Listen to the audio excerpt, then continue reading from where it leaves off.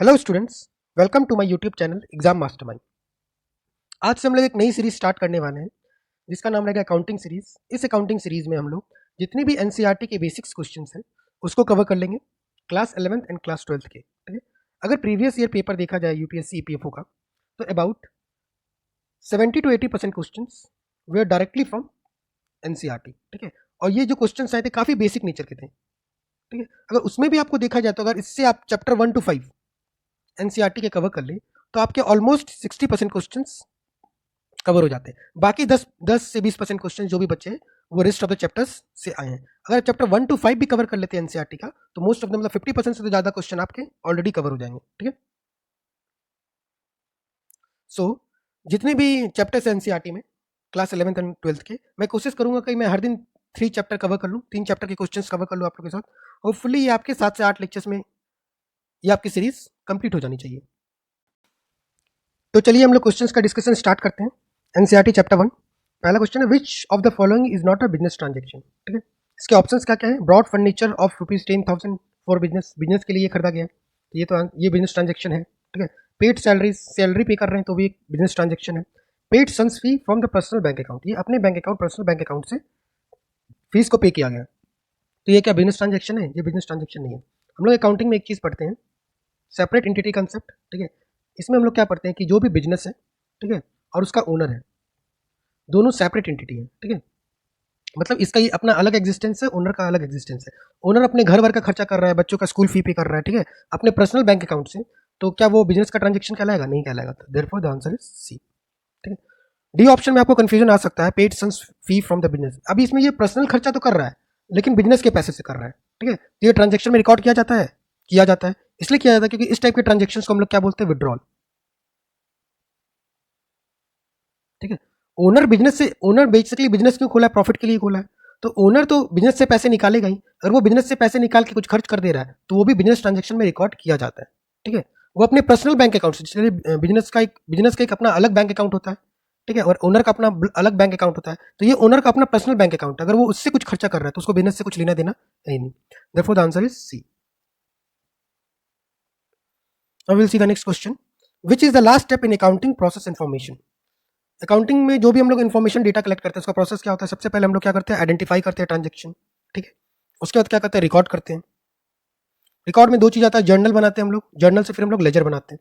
ठीक है, उसके बाद हम लोग जनरली क्या करते हैं? Error correction. ठीक है, एरर करेक्शन और हम लोग समराइज इसके बाद क्या करते हैं हम लोग? समराइजेशन। ठीक है, समराइजिंग। तो एरर करेक्शन में जनरली हम लोग क्या बनाते हैं? ट्रायल बैलेंस बनाते हैं। ठीक है, जिसमें सारा टोटल लिखा जाता है खर्चों का। ठीक है, उसका समराइजेशन में हम लोग क्या बनाते हैं? फाइनेंशियल स्टेटमेंट बनाते हैं। फाइनेंशियल स्टेटमेंट में दो चीज़ें आती हैं, एक आता है आपका बैलेंस शीट, दूसरा आपका क्या आता है? Profit and loss statement. ठीक है, इसके बाद हम लोग क्या करते हैं? कम्युनिकेट करते हैं। कम्युनिकेशन का मतलब क्या हो गया? जो भी आपके बैलेंस शीट बन गए, बैलेंस शीट में बेसिकली क्या होता है? एसेट और लाइबिलिटीज होते हैं। जो भी एसेट एंड लाइबिलिटीज है वो कम्युनिकेट बता, मतलब जैसे ओनर है, ओनर को भी अपना डेटा चाहिए कि हाँ मेरा बिजनेस का पोजीशन क्या है, तो वो जानने के लिए वो क्या मंगवाएगा? बैलेंस शीट मंगवाएगा, प्रॉफिट लॉस स्टेटमेंट मंगवाएगा। इससे ओनर को पता चल जाएगा कि हमारी कंपनी फायदे में चल रही है कि नहीं चल रही है, कितना एसेट है, कितना हमारे ऊपर लोन है। ठीक है, तो ये सब पता चल जाता है, ये सब ओनर को पता चल जाता है। तो इसी प्रोसेस को क्या बोला जाता है? कम्युनिकेशन। कम्युनिकेशन में जैसे ये भी होता है कि गवर्नमेंट भी किसी भी कंपनी का फाइनेंशियल स्टेटमेंट या फिर प्रॉफिट लॉस स्टेटमेंट मंगा लेती है टैक्स के पर्पज के लिए, ईपीएफओ का कंप्लाइंस हो रहा है कि नहीं इसके लिए। ठीक है, तो इसलिए लास्ट स्टेप जनरली क्या होता है? Communication. So the answer is C, which is the last step? Communication is the last step.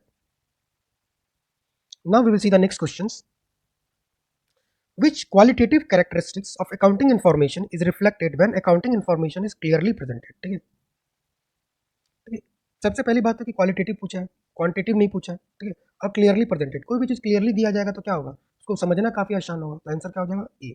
ठीक है, आपको इसमें कंफ्यूजन हो सकता है रिलायबिलिटी को लेकर। रिलायबल भी हो सकती है अगर क्लियरली प्रेजेंट किया जाए डेटा, लेकिन ऐसा जरूरत नहीं है। अगर मान लो आपका डेटा काफ़ी अच्छे से समराइज फॉर्म में आपको प्रेजेंट किया गया है लेकिन वो गलत डेटा भी आपको प्रेजेंट किया जा सकता है। ठीक है, तो आप वो डेटा रिलायबल नहीं हुआ तो आंसर, सबसे अच्छा आंसर क्या बन रहा है इसका? ए। ठीक है, आप उसको अंडरस्टैंड ही अच्छे से कर पाओगे। ठीक है, रिलायबल डेटा तब होता है जब सारी डेटा सही हो, आप उस डेटा पे रिलाई कर सकते हो। ठीक है, कंपेरेबिलिटी भी क्यों नहीं हो सकता? क्लियर डेटा है, ठीक है, लेकिन आपको कंपेयर करने के लिए क्या अदर कंपनी का भी डेटा चाहिए, तब आप कंपेयर कर पाओगे। इसलिए कंपेरेबिलिटी भी आंसर नहीं होगा। आंसर क्या होगा? Answer is A. Now we will see the next questions. Next question is use of common unit of measurement and common format of reporting promotes.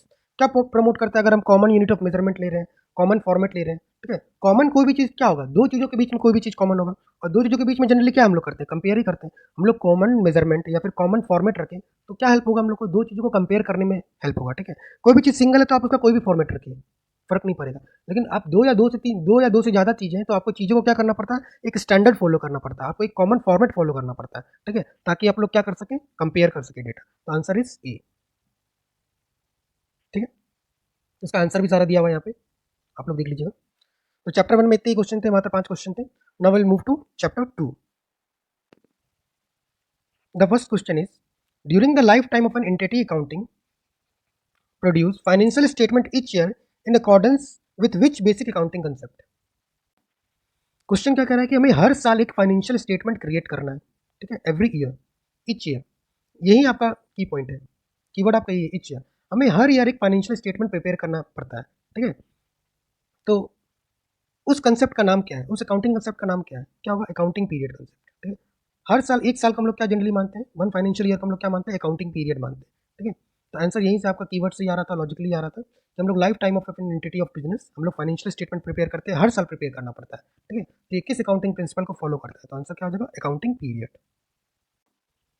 Now we will see the next question. When information about two different enterprises have been prepared, presented in a similar manner, the information exhibits the characteristics of, ठीक है। तो ये बोल रहा है कि जब दो या दो से ज़्यादा कंपनी, ठीक है, कोई भी अकाउंटिंग स्टेटमेंट प्रिपेयर करते हैं तो वो लोग सिमिलर मैनर में करते हैं, ठीक है। इससे पहले भी हम लोगों ने चैप्टर 1 में सेम क्वेश्चन किया था।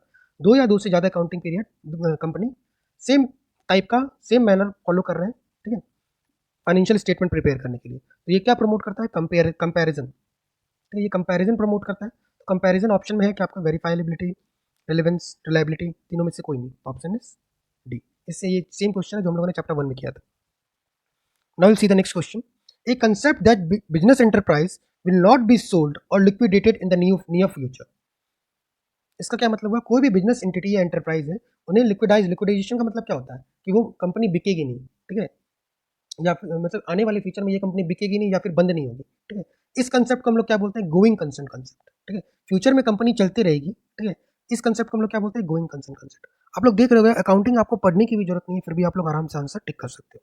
आपको बस कीवर्ड ढूंढना है क्वेश्चंस में, ठीक है, कि फ्यूचर में भी चलती रहेगी, आप लोग क्लियरली ऑप्शन को एलिमिनेट कर सकते हैं। और कोई भी कंपनी फ्यूचर में चल रही है तो उसको कंपैरिजन से कुछ नहीं लेना देना है, मॉनेटरी यूनिट से भी कुछ नहीं लेना देना है, इकोनॉमिक एंटिटी से भी कुछ नहीं लेना देना है। लेना देना किससे, कि वो चलती रहेगी, आगे भी फ्यूचर में चलती रहेगी। तो answer is going concern. Now we'll see the next question.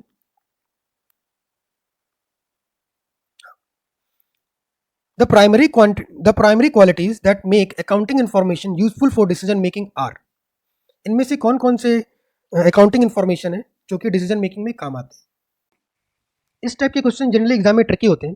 Tricky इसलिए होते हैं क्योंकि आपको लगेगा कि सारे आंसर हो सकते हैं इसके, ठीक है। तो आपको तो लगेगा सारे आंसर हो सकते हैं, लेकिन आपको ऑप्शन से बेस्ट ऑप्शन चूज करना है, ठीक है। यहाँ पे कीवर्ड क्या है कि डिसीजन मेकिंग में कौन हेल्प करेगा, ठीक है।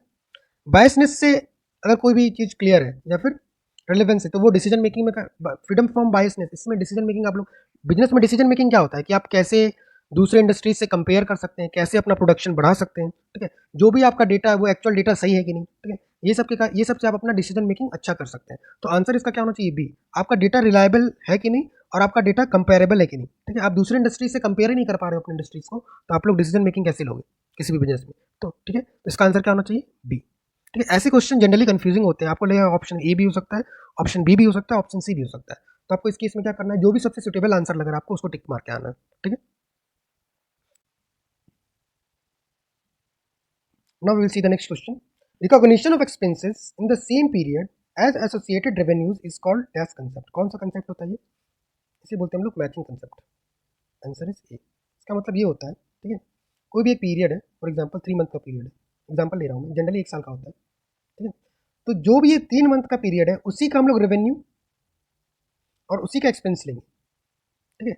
इस प्रिंसिपल को क्या बोला जाता है, इसे हम लोग कहते हैं मैचिंग कंसेप्ट, मतलब पीरियड मैच करना चाहिए, ठीक है। तो वही क्वेश्चन इनडायरेक्टली पूछ रहा है, recognition of expenses in the same period as associated to the revenues. इसमें कीवर्ड क्या है, सेम पीरियड, ठीक है। तो आंसर क्या हो जाता है, मैचिंग। इसमें सिंपली समझा जाए, जैसे आप ऐसा नहीं कर सकते आप पिछले साल का रेवेन्यू ले रहे हो और आप इस साल का एक्सपेंस ले रहे हो, ठीक है, उसके बाद आप प्रॉफिट कैलकुलेट कर रहे हो, ठीक है। For example profit equal to क्या होता है, रेवेन्यू माइनस एक्सपेंसेस, ठीक है। तो अब रेवेन्यू उसी पीरियड का लोगे जिस पीरियड का आप एक्सपेंस ले रहे हो। ऐसा नहीं हो कि आप रेवेन्यू 2015 का ले रहे हो और एक्सपेंस 2014 का ले रहे हो, तो आपको 2015 का प्रॉफिट थोड़ी पता चलेगा। ठीक है, तो सेम पीरियड का हमारा रेवेन्यू भी होना चाहिए और एक्सपेंस भी होना चाहिए। This is called matching concept. Now will see the next question.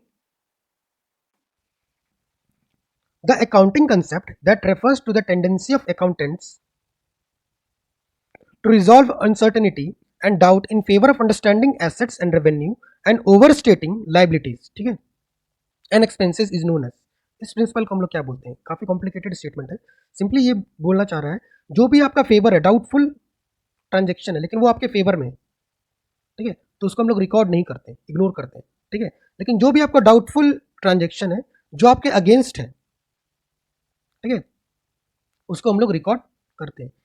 इस प्रिंसिपल को क्या कहा जाता है? इस प्रिंसिपल को हम लोग बोलते हैं कंजर्वेटिज्म। मतलब हम लोग कंजर्वेटिव होते हैं।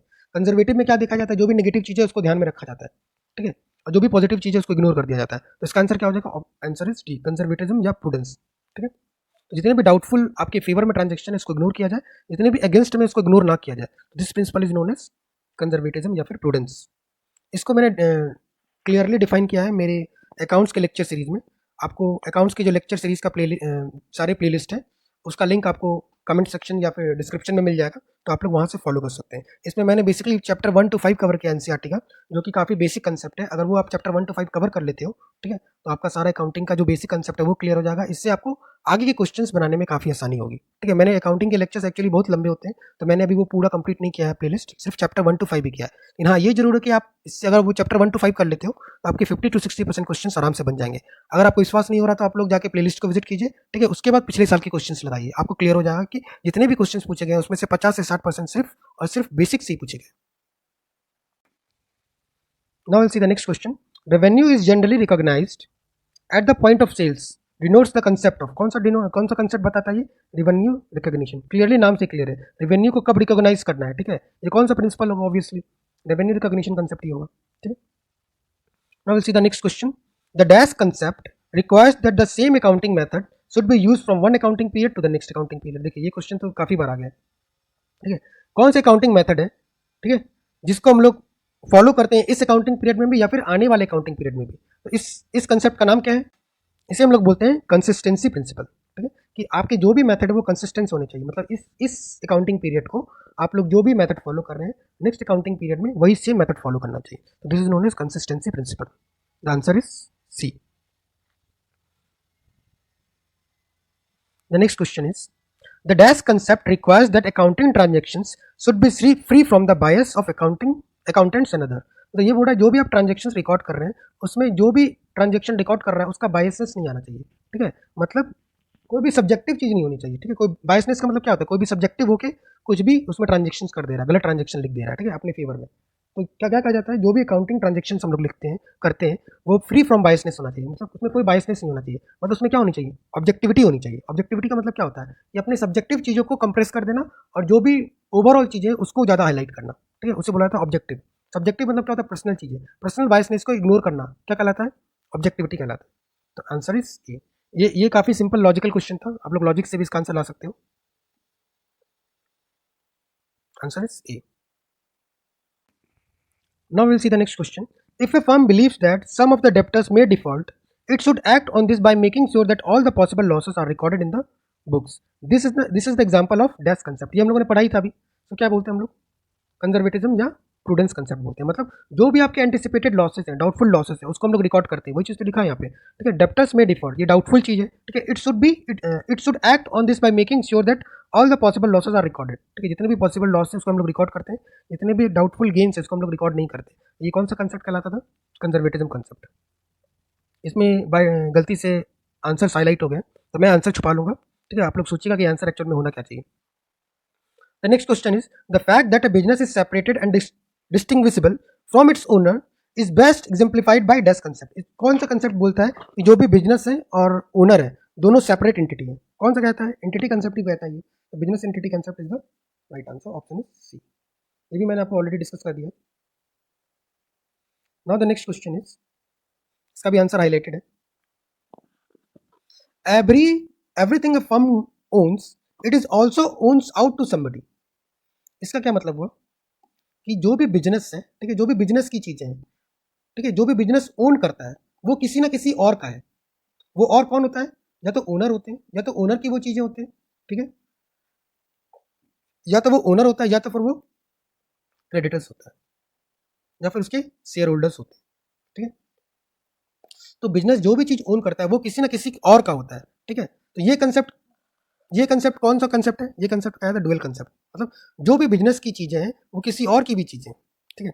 इसलिए डुअल कंसेप्ट का एक और इंपॉर्टेंट चीज है, डुअल कंसेप्ट ही बताता है कि asset equal to capital plus liability. Asset का मतलब क्या हो गया? एसेट वही चीजें है ना जो ओनर, जो कि बिजनेस ओन करता है, करेक्ट। बिजनेस जो भी चीज ओन करता है उसे क्या कहते हैं? एसेट। वो किसी और का होता है, वो किसका किसका होता है? कैपिटल। कैपिटल किसका होता है? ओनर का होता है, या फिर लाइबिलिटी, या फिर बिजनेस का जो भी लाइबिलिटी है वो चीजें। तो बिजनेस जो भी चीज ओन करता है, जो भी बिजनेस का एसेट है, ठीक है, वो किसी और का है। किसी और का है मतलब या तो ओनर का है एज ए कैपिटल, या फिर वो लाइबिलिटी है। जैसे बिजनेस ने लोन भी ले रखा होगा, ठीक है, लोन भी एक टाइप की क्या है? लाइबिलिटी है। लोन से हमने कुछ सामान खरीदा होगा, ठीक है, तो वो क्या है? एसेट है। ठीक है? इसलिए जो भी बिजनेस ओन करता है वो किसी और का चीज है। ये कौन सा कंसेप्ट बोलता है? Dual concept.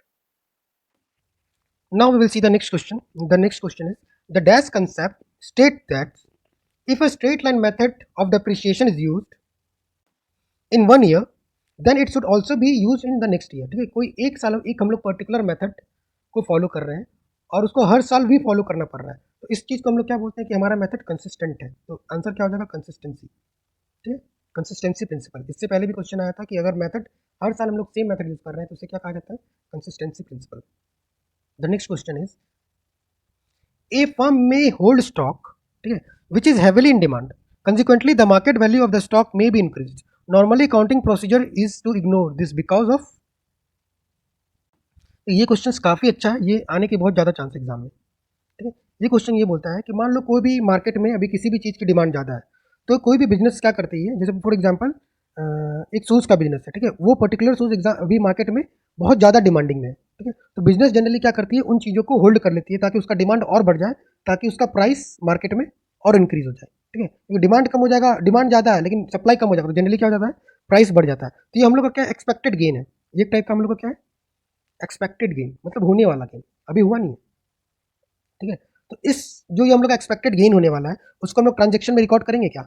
नहीं करेंगे। क्यों? Because of conservatism prudence. जब कंजर्वेटिज्म कंसेप्ट या फिर प्रूडेंस कंसेप्ट, कंजर्वेटिज्म या फिर प्रूडेंस कंसेप्ट यही बोला था, जो भी एक्सपेक्टेड गेन है इसको रिकॉर्ड नहीं करेंगे, लेकिन जितने भी एक्सपेक्टेड लॉस है हम लोग उसको रिकॉर्ड कर लेते हैं।